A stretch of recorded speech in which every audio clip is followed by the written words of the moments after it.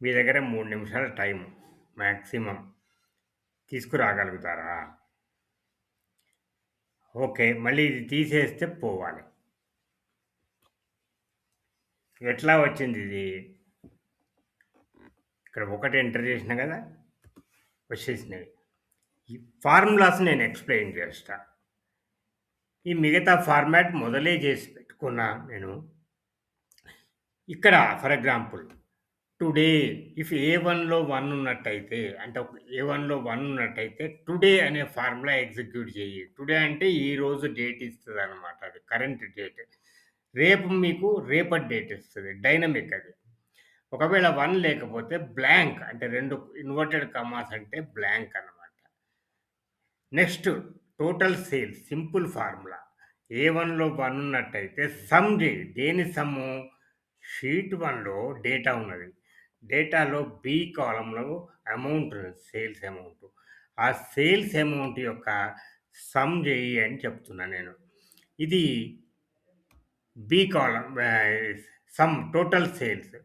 ఎన్ని ట్రాన్సాక్షన్స్ అయినాయి? సేమ్ మళ్ళీ. ఏ1లో 1 ఉన్నట్టయితే కౌంట్ చెయ్యి. ఏం కౌంట్ చెయ్యి?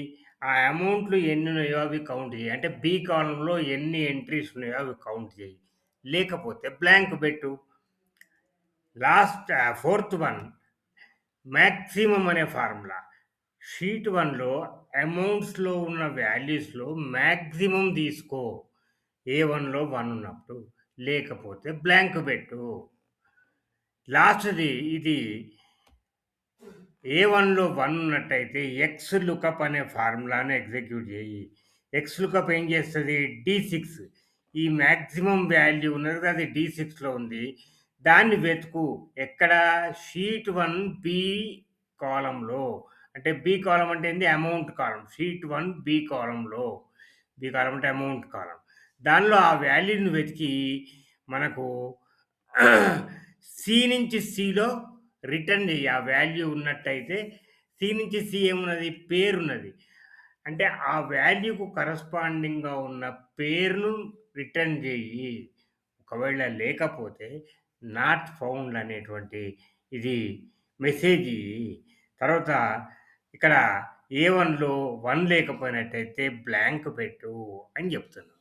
ఈ రకమైన 5 ఫార్ములాస్ నేను ఎంటర్ చేసి పెడితే ఆటోమేటిక్‌గా అక్కడ 1 ఎంటర్ చేసినప్పుడు ఇక్కడ మనకు వాల్యూస్ వస్తాయి. ఈ రకంగా మనము ఆటోమేటిక్‌గా డైలీ రిపోర్ట్‌ను తయారు చేసుకోవచ్చు. ఈ వీడియో మీకు నచ్చినట్టయితే లైక్ చేయండి, షేర్ చేయండి.